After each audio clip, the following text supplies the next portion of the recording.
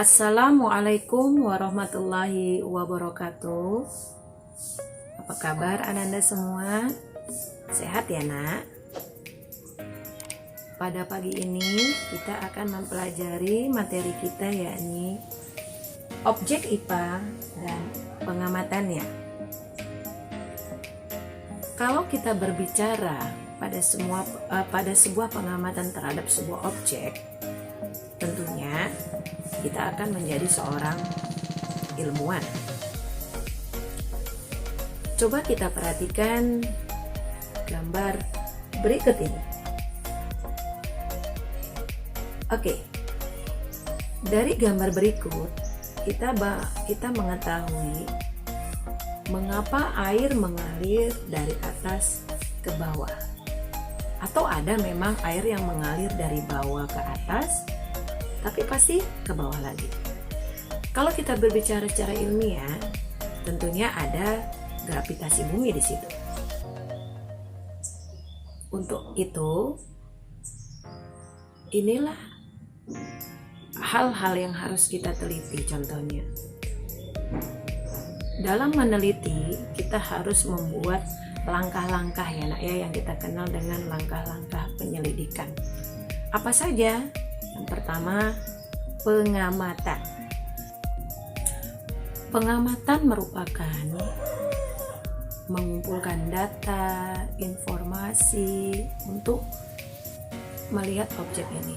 Bahkan indera kita juga bisa kita gunakan untuk melakukan pengamatan. Yang kedua adalah membuat inferensi. Inferensi ini dilakukan setelah kita melakukan pengamatan, setelah kita kumpulkan data, informasi apapun berkaitan dengan objek itu, maka kita akan saling mengaitkan aspek-aspek mana yang saling berhubungan dan mana yang saling bertolak belakang.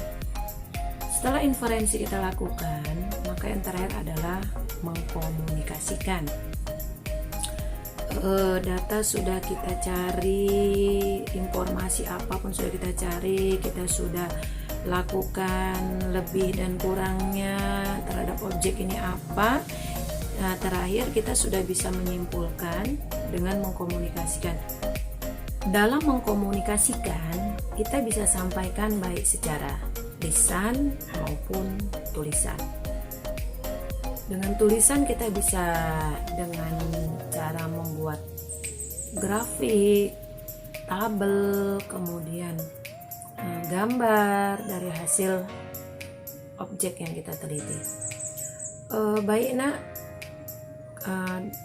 dalam melakukan penelitian kita juga harus mempunyai sikap sebagai seorang ilmuwan. Yang pertama, teliti. Teliti sudah pasti dikatakan mengurangi sebuah kealfaan, mengurangi sebuah risiko, mengurangi berbagai hal yang tidak diinginkan dalam meneliti objek tersebut. Jadi dia harus teliti. Yang kedua adalah sabar. Sudah pasti dalam meneliti itu sudah pasti kita harus sabar. Bahkan Thomas Alva Edison pun menemukan sebuah bola lampu, dia juga harus melakukan penelitian yang berulang-ulang. Tidak dilakukan hanya satu kali penelitian, berulang-ulang, beribu atau mungkin lebih dari itu, sehingga kita bisa menikmatinya sampai sekarang. Yang ketiga, kita harus mempunyai rasa ingin tahu yang tinggi.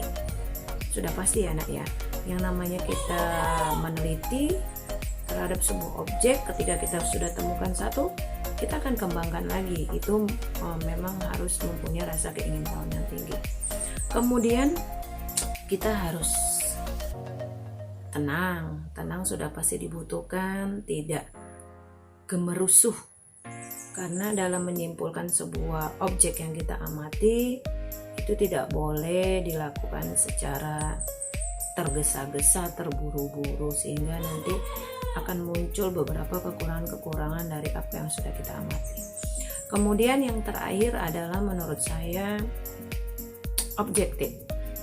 Bagaimana dikatakan objektif? Nah, objektif itu seperti hasil dari apa yang kita teliti. Ketika itu nanti kita komunikasikan dengan orang lain, itu faktanya harus tegak lurus, tidak boleh bertolak belakang dengan apa yang kita teliti. Hasil dari apa yang kita amati, orang lain bisa menerima informasi itu dengan fakta, tidak ada ibaratnya pencitraan di dalam hasil dari sebuah pengamatan yang kita lakukan. Oke nak, mungkin sampai di sini yang bisa saya sampaikan. Assalamualaikum warahmatullahi wabarakatuh.